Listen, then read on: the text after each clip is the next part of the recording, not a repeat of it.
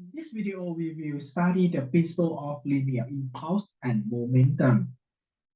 This principle is useful for solving problems that involve force, velocity, and time. The principle of linear impulse and momentum is obtained by integrating the equation of motion with respect to time. The equation of motion, we know that it comes from the Newton's second law that summation of F equal to ma, and A is equal to dv by dt.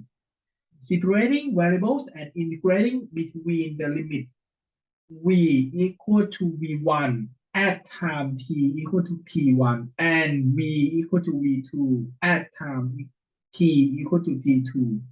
The result in the following equation that we will see that the integration term on the left hand side we define as the impulse, the integration of f dt over the time t1 to t2. And on the right hand side, we have the integrations of m integration term dv. That is, we have the change in momentum mv. Okay, and this equation represents the principle of linear impulse and momentum. Okay, it's relate the particle's final velocity v2 and initial velocity v1 and the force acting on the particle as a function of time. Linear momentum, the vector mv on the right hand side of the previous equation that we present, okay, is called the linear momentum. That's we may denote it as L, as the parameter L. This vector has the same direction as v, as the velocity. The linear momentum vector has a unit of kilogram meter per sec or สลักฟุต per sec. The linear impulse is the integral term of force over dt. Okay, this is a linear impulse, and we represent it by the parameter I. It is a vector quantity measuring the effects of force during its time interval of action.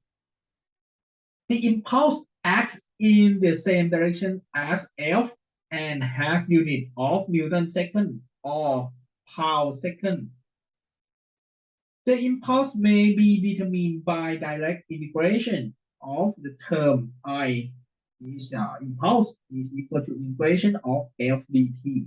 Okay, and graphically it can be represented by the area under the force versus the curve versus time.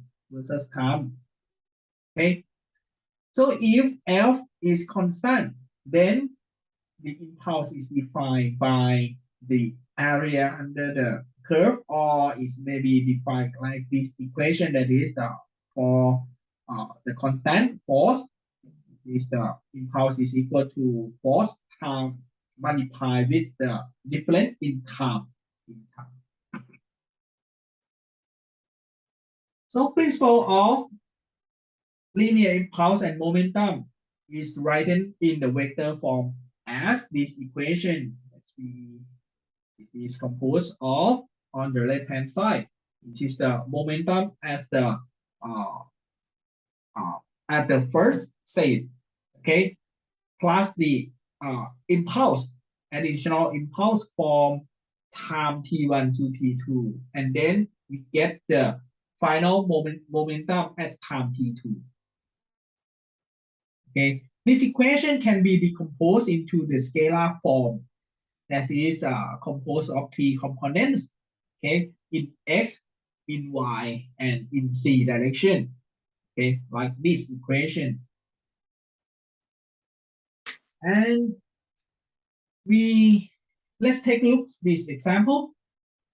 Okay, a 0.5 kilogram ball strikes the rough ground and rebound with the velocity as shown in the figure. We will not consider the weight, the ball weight, during the time it impacts the ground. And we would like to find the magnitude of impulsive force exerted on the ball. Okay. From this picture, we see that the ball is moving to the right and downward with velocity of 25 meter per second. And after that, after it bounced, it's been bounced with the velocity uh, reduced from 25 meter per second to 10 meter per second. Okay, in to the right and up.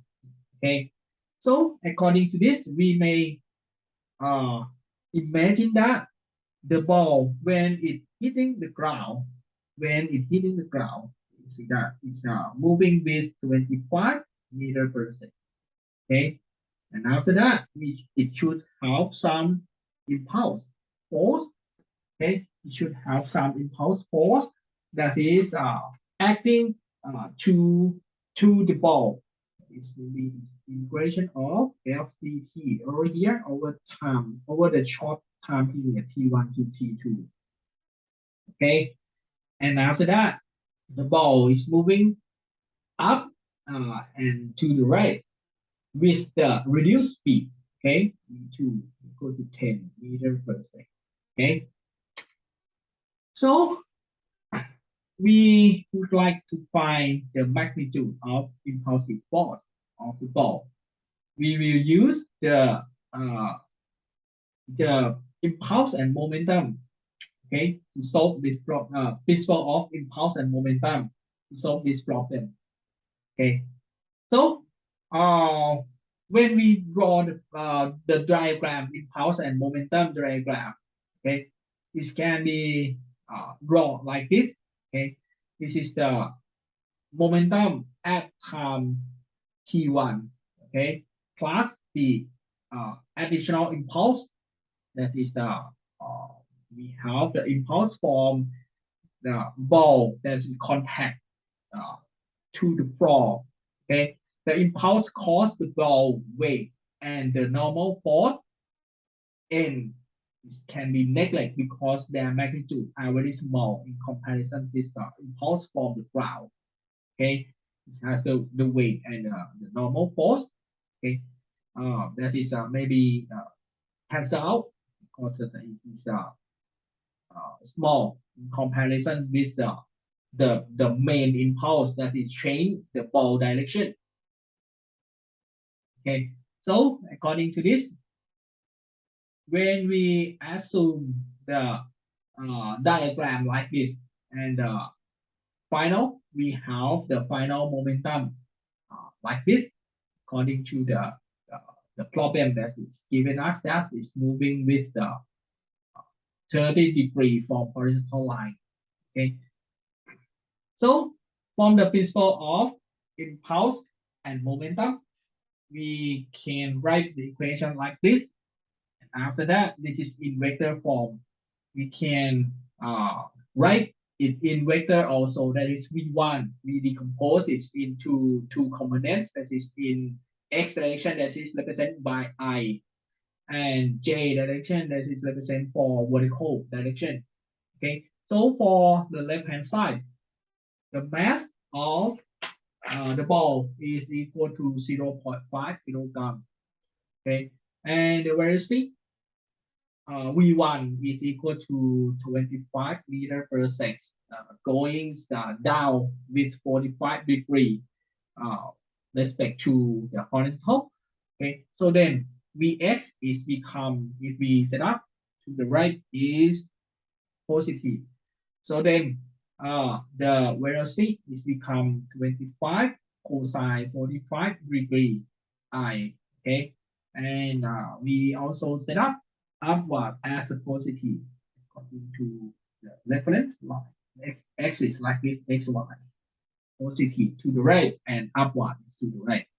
Okay, and according to this, we don't know exactly what the impulse direction should be. Okay, we keep it as the unknown vector.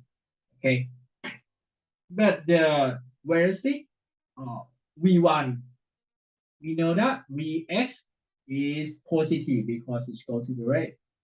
but Vy is negative because it goes down. Okay. And on the right hand side, it is equal to the momentum at the final position. Is equal to 0.5 times velocity at the final time t2. That is the problem is given is equal to 10 meter per second to the right. So then it becomes positive for I or x direction, and it goes up. This is also positive for j direction also. And after that, we just we can from this equation we can find the impulsive force vector by determine this equation by solve this equation. So then we just consider the both I components and j component and manipulate for each I and j components, and after that we get the impulsive force vector like this. So we will see that it is negative in x direction. Okay, this is makes sense because the velocity is reduced from 25 meter per second to becomes 10 meter per second.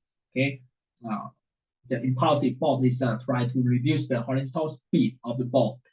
Okay, and but for the case of y, the impulsive force y direction is the positive, is positive, so it means that it's going up. Okay, it is to the left. For x is to the left, but for y is going up. Why? Because of the change for y direction. You see that the ball actually from the starting point is trying to moving down, and after that, it's at time t2 is moving up. So then the impulse should be goes up to change the direction of the ball from going down to going up. Okay. So that's why this is the impulsive force in vector, and the unit is Newton second. And the magnitude of this impulsive force is equal to the vector summation. It becomes 12.2 Newton second. Let's complete this problem.